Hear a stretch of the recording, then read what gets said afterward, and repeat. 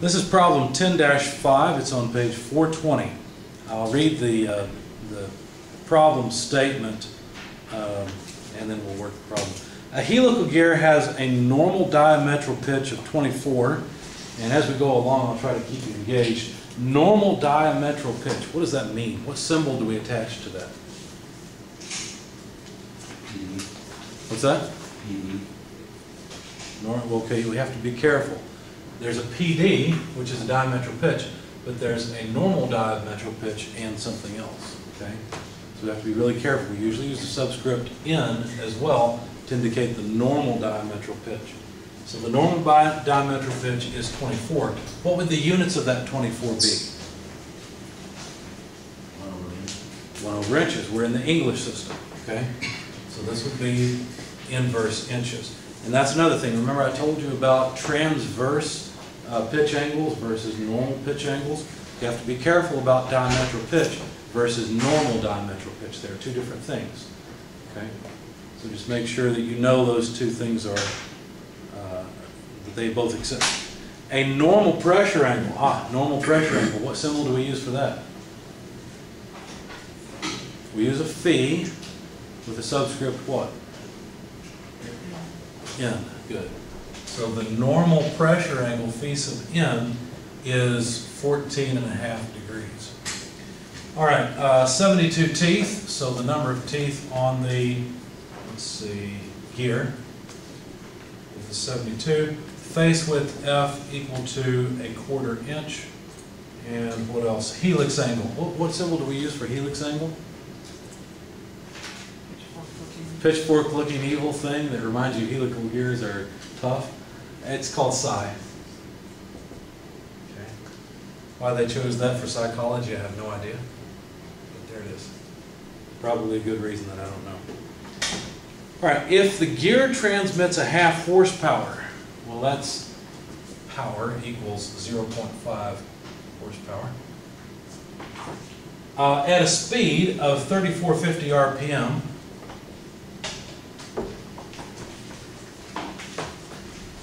compute the tangential force, the axial force, and the radial force.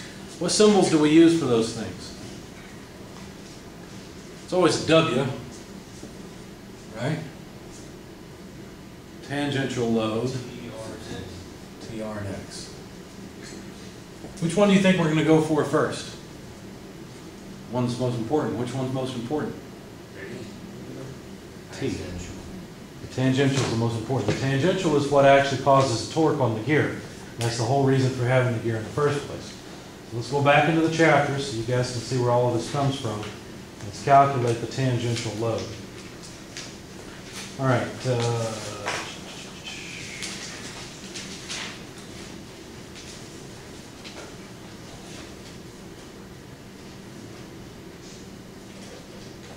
There's a couple of different equations. We can use whichever one we like. Go to page 382, please. Look at equation 10-2. Looks like this. W sub t is equal to the torque divided by the diameter over 2. That's one option. Another option is on the facing page 383. It's 126,000, sorry, times the power divided by the speed and divided by the diameter. Or we could use equation 10-7, which is 33,000 multiplied by the power divided by tangential velocity. We could use whichever one we want. Which one would you use? Notice we don't have all we need for any of these. We don't know the diameter of the gear yet. Could we get the diameter of the gear? Sure, we've got the diameter, the normal diametral pitch. We have the number of teeth on the gear, so we should be able to get at the diameter of the gear. We're probably going to need it anyway. So what we're going to do is calculate the diameter of the gear. I'll also calculate the tangential velocity. Why would I bother with the tangential velocity? Think we're going to need it eventually? Yes. Where will we need it? Remember the velocity factor, K sub v? Eventually we're going to have to use that, right? Because we're going to be concerned with the stress in the gear teeth. So along the way we will have to calculate kV, which will depend on the tangential velocity v sub t. So what we're going to do is just work all of these and see if they all come out to the same thing. Now you have to be careful, and you may want to make some notes. What the heck are these numbers doing in there? What does that do for us? They're conversion factors. So what they do is allow us to plug in numbers in units that we like or that are easy. Okay? We have to be really careful here. If you plug in a torque in foot-pounds and you plug in a diameter in inches, what will you get out? Junk. Something that doesn't make sense, right? You'd have to plug in, say, inch-pounds and inches, or foot-pounds and feet, so that the length dimension would cancel and you'd just get pounds force. That's what we expect out of W sub t. So you might want to somehow make a note of that around the first equation I pointed out. Over here, this 126,000, what does it do? It allows you to plug in the power in horsepower, the speed in RPM, and the diameter in inches. You might want to make a note of that on equation 10-6. On the next equation, 10-7, I believe. Yeah, 10-7. This 33,000 allows us to plug in power in horsepower, velocity in feet per minute, and still get out a load, a tangential load in pounds force. Okay, so make sure you know what goes into these equations and don't just use them blindly. You may not have to use units directly, but you have to be cognizant of it. You have to know what's going on. Okay? So let's go down here and calculate the diameter. All right, let's see if we can find an equation for the diameter of this helical gear. Notice that the diameter is not given. There's no equations for the diameter in this chapter. We could go back to chapter 8 and dig for it. In the interest of time, I'm just going to write this down.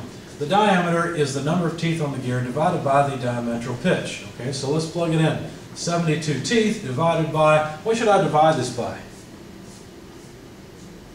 The diametral pitch. What is the diametral pitch? No, it's not. That's the normal diametral pitch. Okay?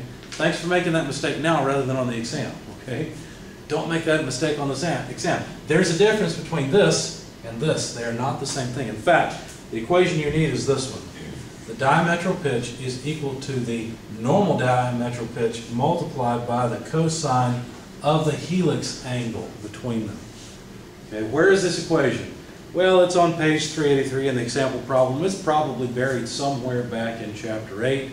If I were you, I would just write this down somewhere where I could find it, or I'd highlight it in that example, because you're going to come to chapter 10 anyway when you want to size a helical gear, when you're working with a helical gear. I would highly recommend highlighting this or writing it off in the margin or something, because you're going to need it. The normal diametral pitch is not the same thing as the diametral pitch. All right, so let's figure out the diametral pitch. It would be 24 multiplied by the cosine of 45 degrees. Now that comes out to what? 16.9705 if you want that many decimal places, inverse inches. Okay, so that's what I have to plug in here, 16.909705 inverse inches. And what I'm going to do, since I've got it in my calculator, is just invert it and multiply by 72. So the diameter of the gear is 4.2426 or so inches. Now I'm not going to clear that result from my calculator. I'm going to use it up here in order to calculate the tangential load.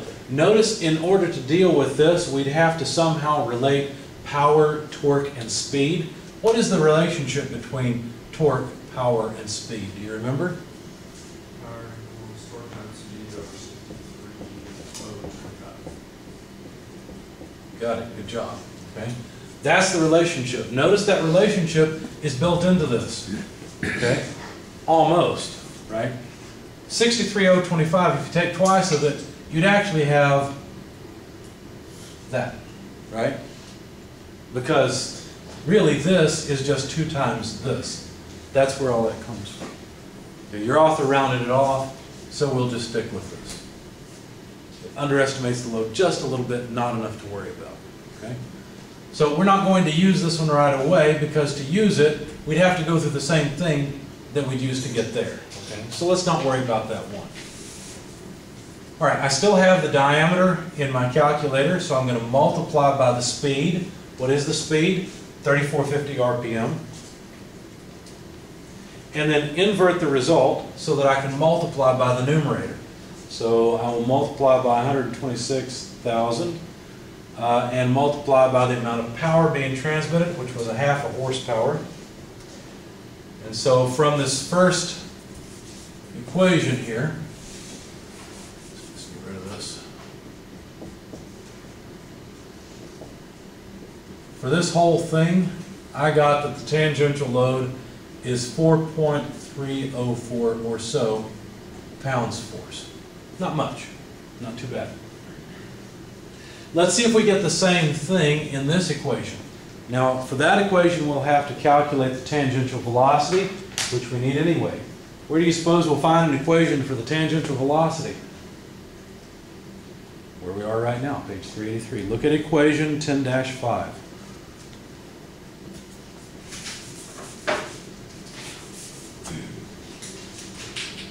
The tangential velocity, v sub t, is equal to pi dn over 12.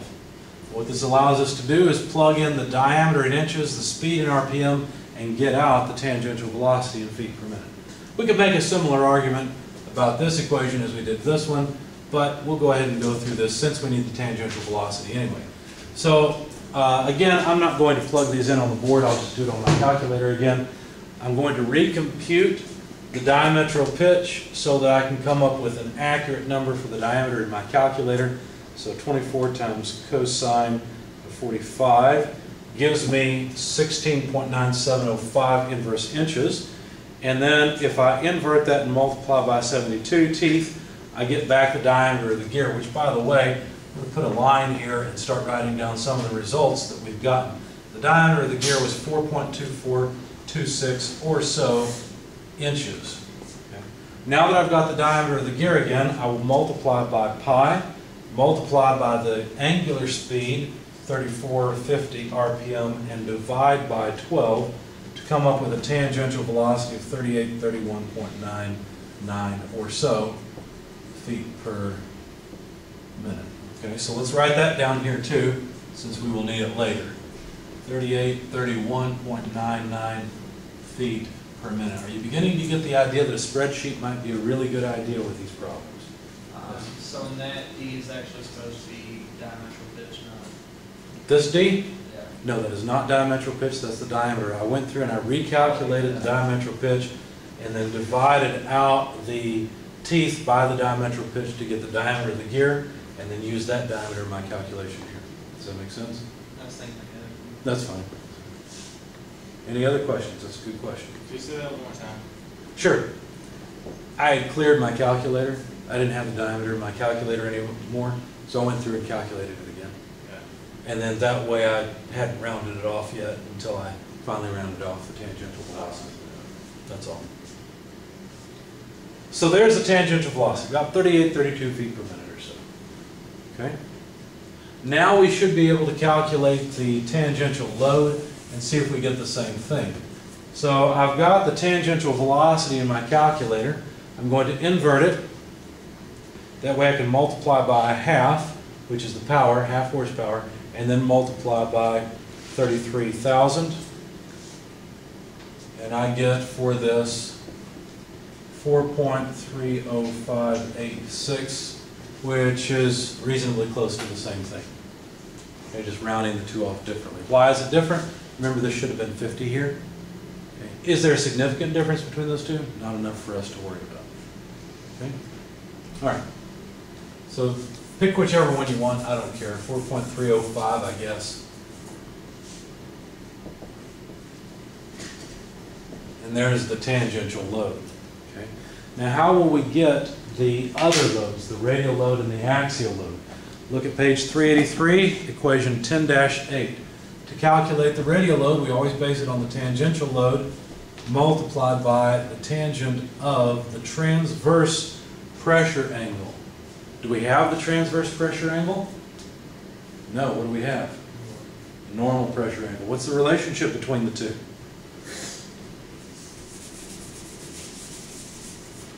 It's equation 10-1. The tangent of the normal pressure angle is the tangent of the transverse pressure angle multiplied by the cosine of the helix angle. So if I want the tangent of the transverse pressure angle, I could just solve for it.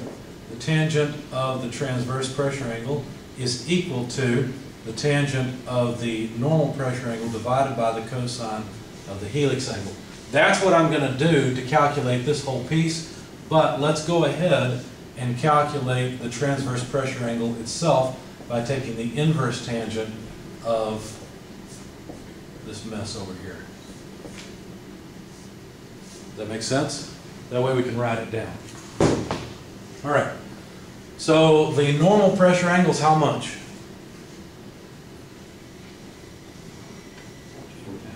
Okay. And the helix angle is 45. Right? So do this with me. See if you get the same thing. Let's see. So I want the tangent of 14.5 divided by the cosine of 45, and then take, let's see, tan inverse of the answer. Okay, I've got a number. What do you guys have?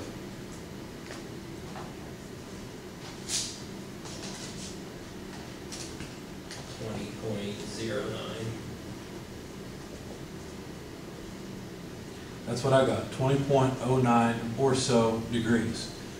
Make sure your calculator's not set in Radians mode if you've got something different. If you're taking a physics class, you probably are transferring your calculator into radians frequently, so just be careful about that. Some other classes also require quite a bit of radians work. All right, so there's our transverse pressure angle, which is different than the normal pressure angle.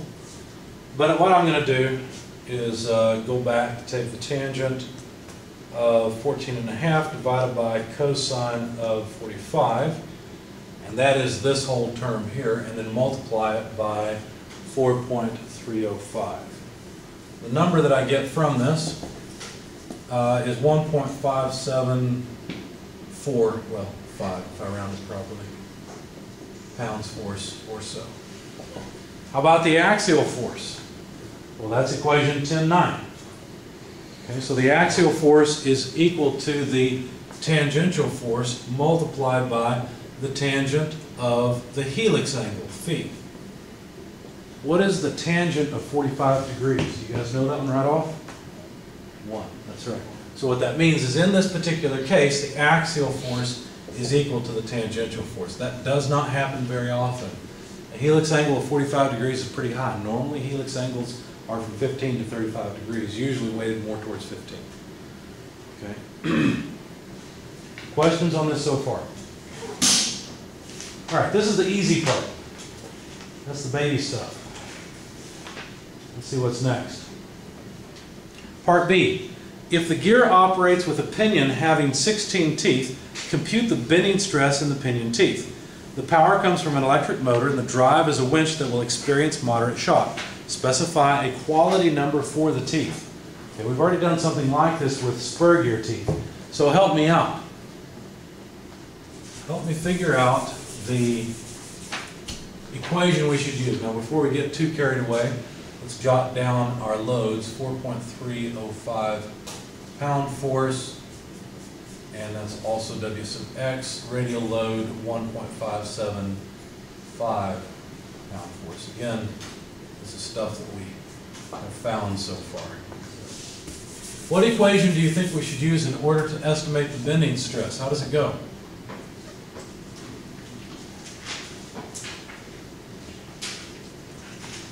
Like this? Let's see if I can do it from memory.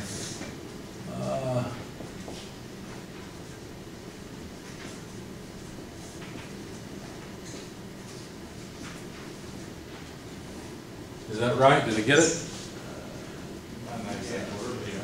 Okay, all right. So we've got the tangential load, we've got the diametral pitch. Is the diametral pitch 24 inverse inches? No. fact, I should have written that down and I didn't. That's another output that we got. What was it, 16.09? Was that it? 16.97. 16.97, thanks. So the diametral pitch is 16.97 inverse inches. Be really careful about that. About half the class will probably use the normal diametral pitch instead of the diametral pitch on the exam. Okay? Please make sure you don't do that. Give some more score to yourself because I count off quite a bit for that. Okay? There are different things. All right, now we were told the face width, so that's not a problem. How about the geometry factor? Should we find the geometry factor for spur gear teeth? Would that work? No, the geometry factor is always different for a different type of gearing. It's a good idea to tab your book so that you can quickly go and find geometry factors for whatever gear I give you. All right, let's see.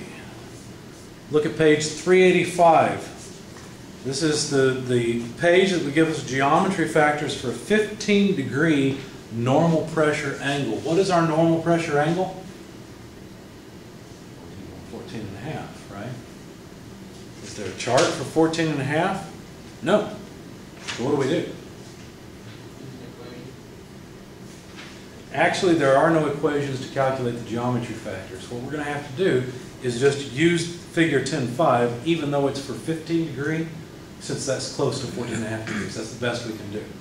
Okay, if we had the whole AGMA standard, maybe we'd have a little more data, but we don't. So this is what we'll have to do.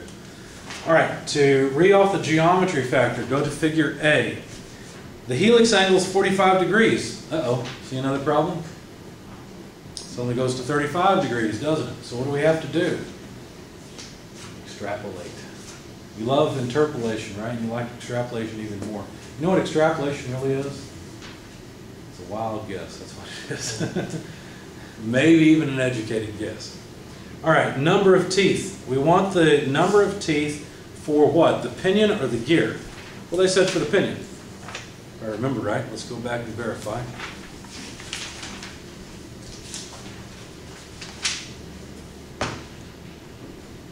Let's see. Yeah, if the gear operates with a pinion having 16 teeth, there's some more information. The number of teeth on the pinion is 16. Would you like to calculate the stress in the pinion or the gear, and why? Well, if both are made out of the same thing, it's the pinion that's going to be abused more. Okay, so the pinion is the one that's going to fail first. Not only does it have more loading per life than the gear, but the pinion also has teeth that are at larger angles to one another. And because of that, it experiences higher stresses. So the geometry factor is less forgiving for the pinion than for the gear. So if we have 16 teeth, let's see. Well, guess what? We're just extrapolating all over the place today. The lowest curve has 20 teeth. I'm guessing even worse. All right. Why don't you look at your figure there and decide what you think the geometry factor should be for this 16-tooth pinion.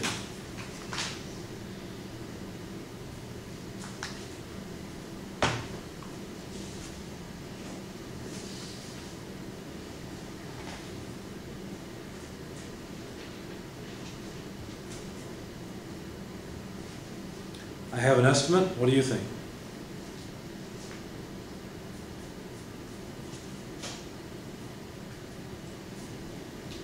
I'm going to hold this up for the camera when I describe it to you.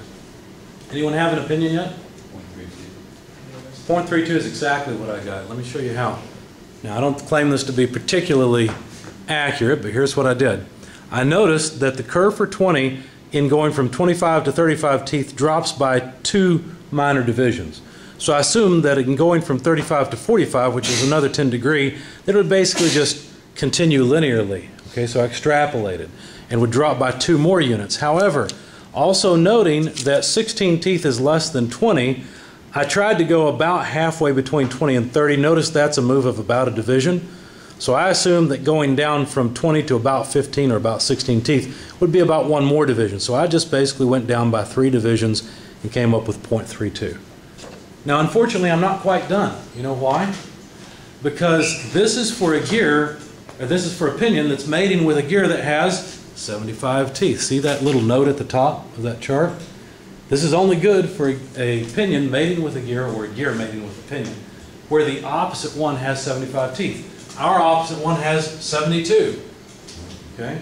Now that's not far off, and we could just say that the geometry factor is about 0.32, especially given that we've extrapolated so badly already. But in the interest of completeness, let me show you how you would finish this off. The lower chart is a modifying factor. And what it does is it allows you to say, okay, what if the mating gear does not have 75 teeth? What if it has 150 teeth? Well, then you get a factor K, depending on the helix angle, which we have to extrapolate again. But you get a factor K that you multiply by the geometry factor you read off from the upper chart, which then actually becomes the geometry factor. So really, this geometry factor is K times J, where K takes care of the fact that the mating gear does not have 75 teeth. Does that make sense?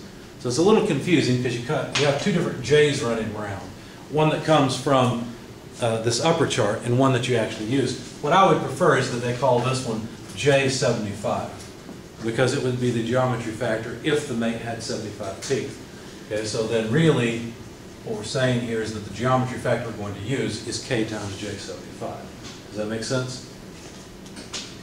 Now, in our particular case, 72 teeth is so darn close to 75 teeth, and we've already extrapolated so badly, I'm not going to bother with the K factor. I'm just going to take J to be 0.32 and be done with it. Okay? So that gives us the geometry factor. I guess I'll switch to blue because the pens seem to be working better. All right, let's go for the overload factor next. Where do we get the overload factor? Here's a nice little cheating reference on page 384 you should probably highlight right down here. It shows you where all this stuff comes from. Turns out the overload factor is exactly the same one we would use for spur gears. So go back to chapter 9. We're looking for table 9-7. Suggested overload factors, page 338. We have to know something about the driven machine and the driver, the prime mover. And in this case, let's see. The power comes from an electric motor. Is that a uniform power source? Yes, sure is. So it's a uniform power source. The drive is a winch. Well, let's see if we can find, well, it says, it gives us a little more information. It says the winch will experience moderate shock. Well, they just made our life really easy. What's the overload factor? Page 338. 1.5. Everybody see that? Uniform power source, moderate shock driven machine. So the overload factor is in fact 1.5.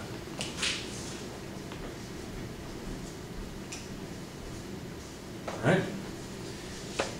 Now let's see.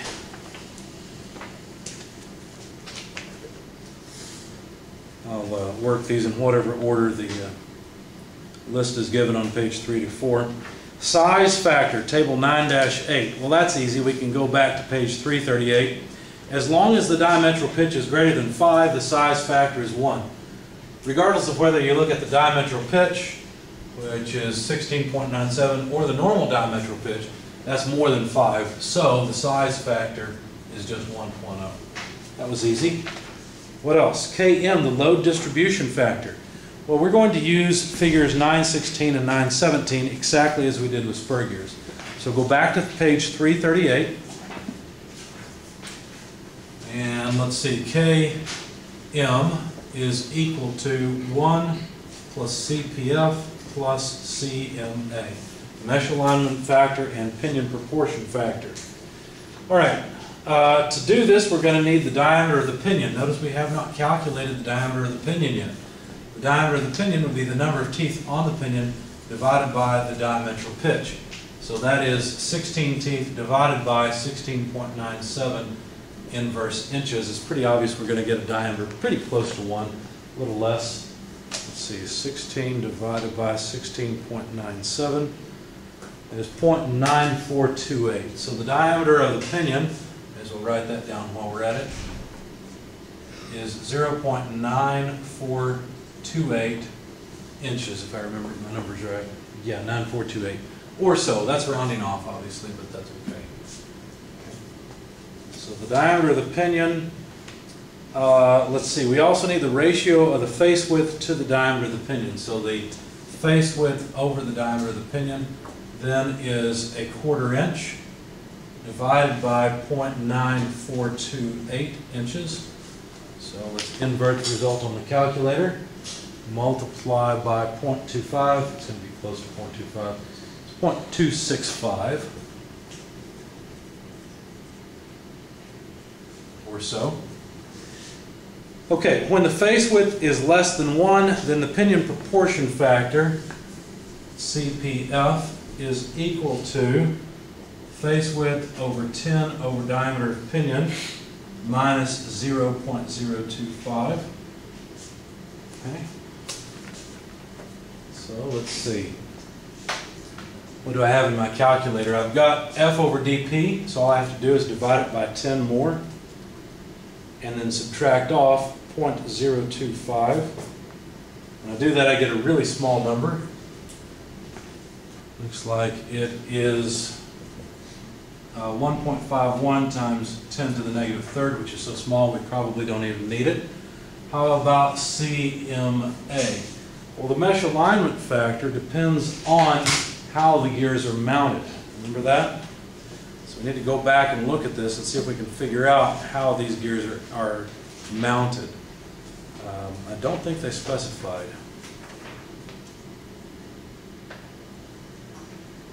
All they told us is that it's an electric motor driving a winch. Now, a 1/4 horsepower motor, a 1/2 horsepower motor. This sounds a lot like the little winch that I bought at Harbor Freight. Okay, I was tired of pulling my trailer up my driveway. What I do is I pull my trailer to the local cabinet shop. They're kind enough to load me up with some nice kiln-dried wood. I pull it home, and the problem is I put my garage door in the back of the garage instead of the front, but I haven't finished the driveway. Okay, so I can't just pull the load up like I'd like to. Instead, what I have to do is disconnect the trailer from the truck and winch it up the driveway. I used to do this by hand, which was a real pain. I didn't do it by hand for very long. I went to said store and bought an electric winch, which is about like this. And what I did is I simply mounted the darn thing on the front of the trailer and ran an electric cord to it, because it's just a little electric motor, and let it pull itself up the hill, because I got tired of it pretty quick. Okay? So, is there moderate shock? Yeah, sure. As the trailer goes over bumps and things in the road, yeah, the load fluctuates quite a bit. Now, how are the gears? Our interest is in how those gears are mounted. Now, I can tell you, it is not a precision gearbox. Okay? Guarantee you that. But it's not too bad. It's not just like open gearing. So what would I consider it? Probably a commercial enclosed gear unit. Should be fine. Okay?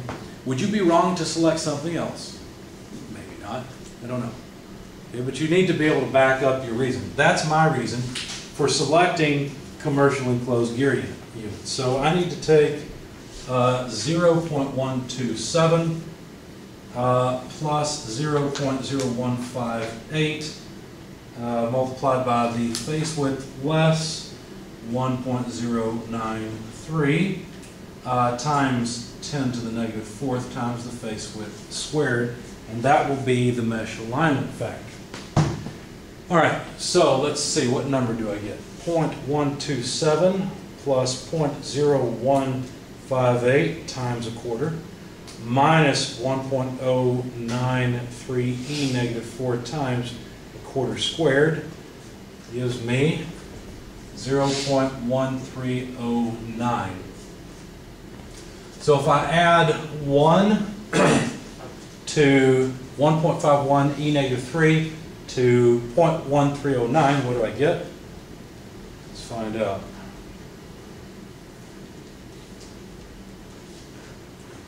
.132 or so. Okay? A lot of work to find a number pretty darn close to 1. But there it is. Understand what I did and why? Okay. Go to the next part. KB, the rim thickness factor. How big are these gears? One's an inch. The other one in diameter is 4 1/4 inches. Is there any reason to make these with a rim? No, but too small. Why bother making them with a rim? So I'm going to assume that there's no rim. If there's no rim, what does the rim factor turn out to be? 1. Okay. Velocity factor. We'll just use the dynamic factor from figure 920. Okay. Page 341, figure 920. Now I think last time when I worked this, I just read off the velocity factor from the chart. This time I'll go through the equations because we have enough time to do it, and that way you guys can see how the equations work. Whenever you have the option of using charts and an equation, what I recommend is that you get a rough estimate off the chart and then correct it with the equation. Does that make sense? Because it's easy frequently to make, the equations are complicated enough, it's usually easy to make a mistake with them. So I like to know about what ballpark I'm in and then refine it with the equation. The tangential velocity we calculated was, here it is, about 3,832 feet per minute. So if we look up 3,832 feet per minute, well, we need to know what quality of gearing. We haven't decided that yet. So let's go first and figure out a quality of gearing. Let's see, what quality is suggested?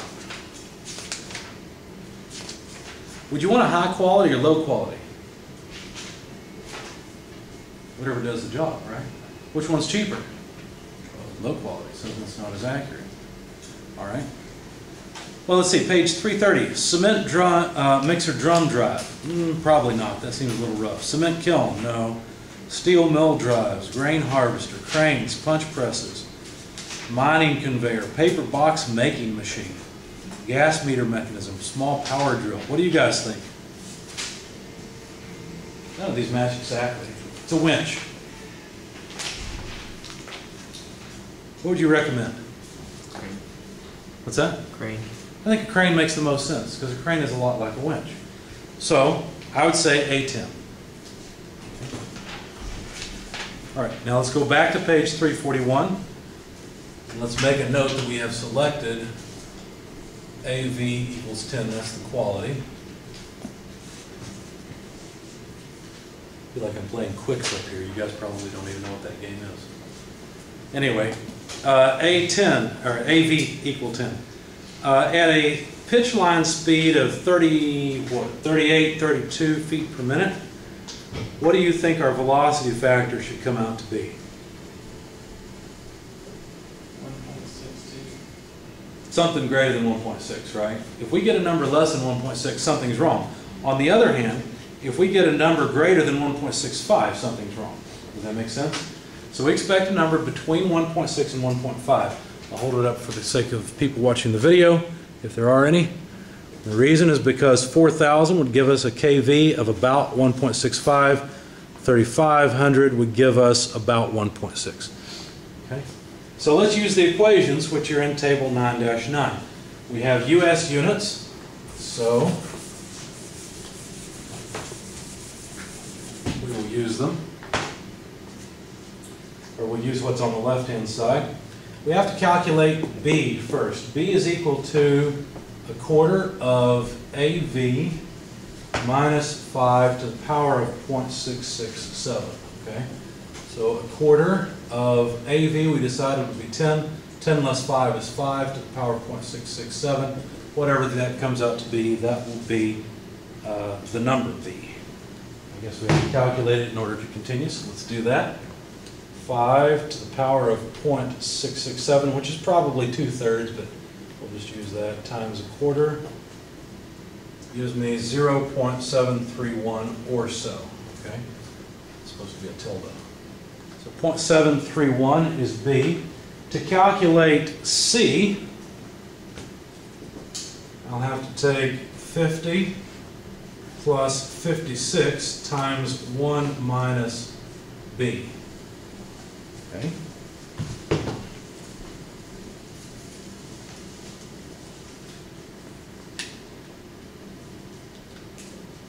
That gives me 65.042 or so.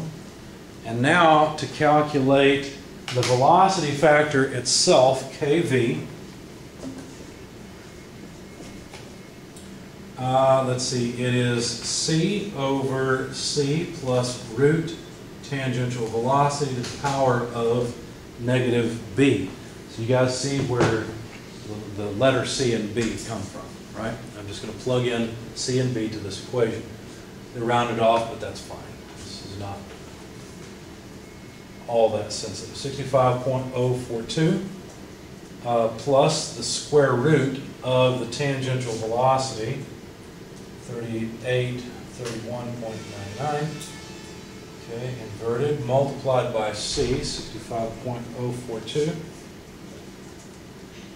Okay, so now I've got this argument. I need to raise it to the power of negative B, so negative 0.731. And I get 1.630 or so. Okay. All right, now looks like we can finally calculate the bending stress estimate.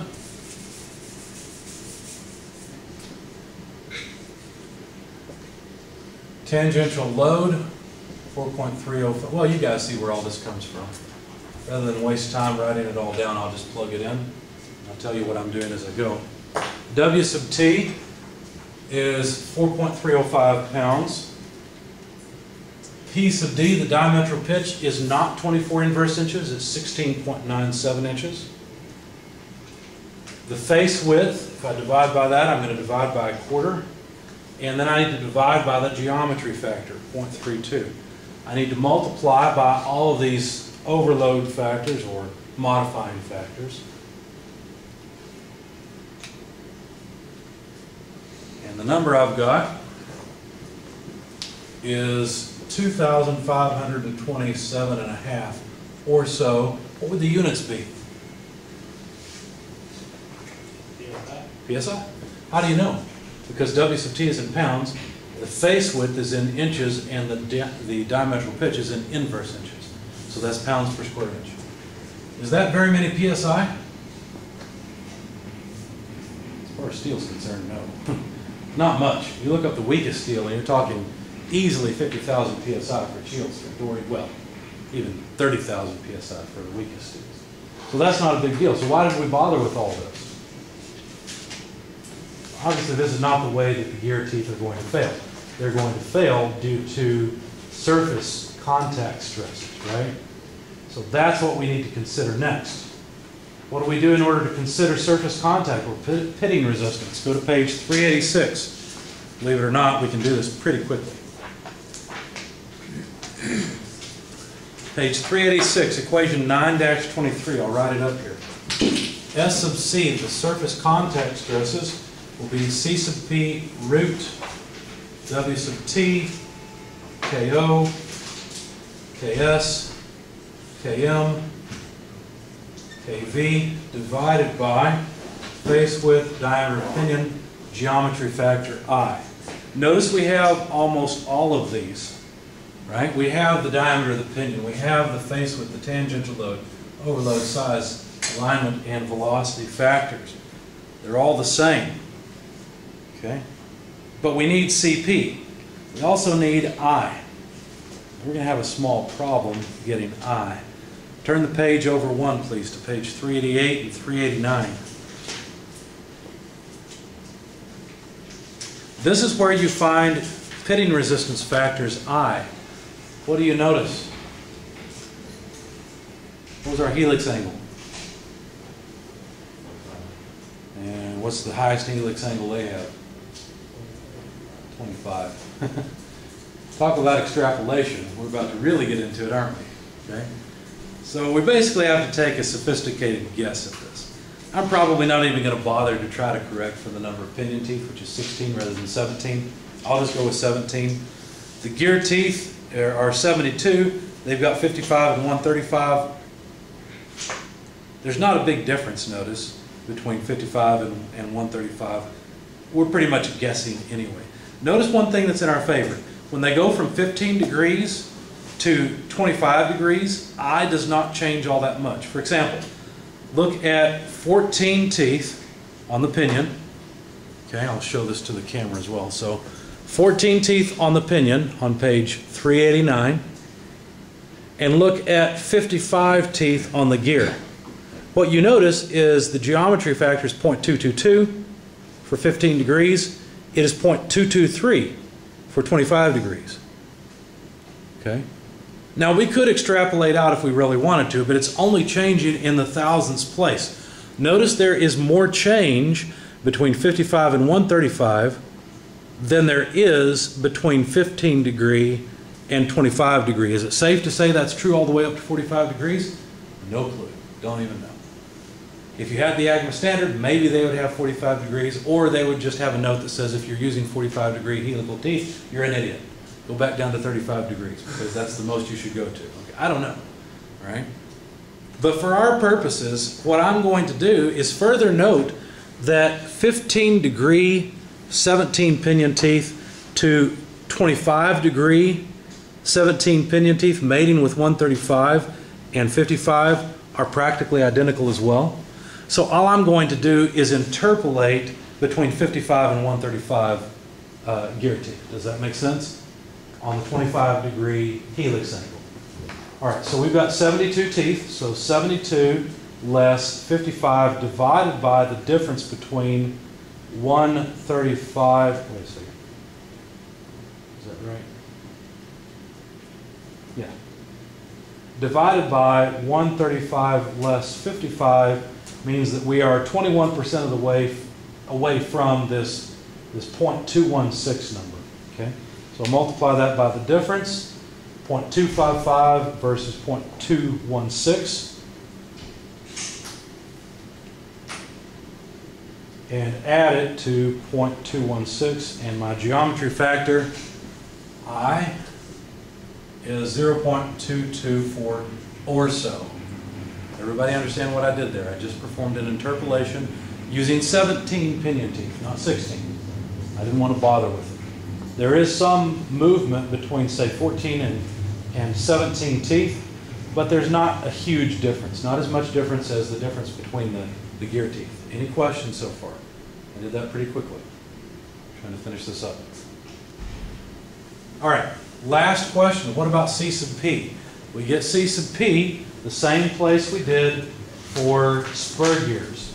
So go back to chapter 9, and we will look for C sub P. It's just basically a factor that takes into account the relative softness of the gear and the pinion. I'm assuming the gear and the pinion are both made of steel. So what is C sub P? Look at page 344.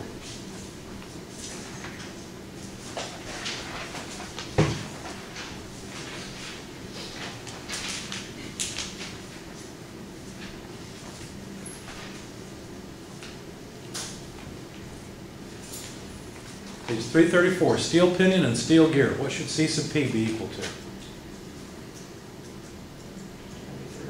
2300, that's right. Now remember, the 2300 has units of root PSI. This will have units of root PSI, and so SC, the pitting stress, will come out in PSI. Let's quickly plug in the numbers, and we'll finish this off by calculating the contact stress. So let's see, W sub T, same as before, 4.305, multiplied by the overload factor, times 1.5, multiplied by the size factor, which is 1, multiplied by the alignment factor, which is 1.132, multiplied by the velocity factor, which is 1.63, divided by the face width, which is a 1/4 inch, divided by the diameter of the pinion, which is here somewhere, here it is, 0.9428, divided by I, the geometry factor for pitting resistance, or pitting stress, or surface contact stress, 0.224, gives me a number which I need to square root, and then multiply by 2300. All right. This looks a little more serious. 34,552 PSI. I think I did it all correct. Whew. So there's the surface contact stress.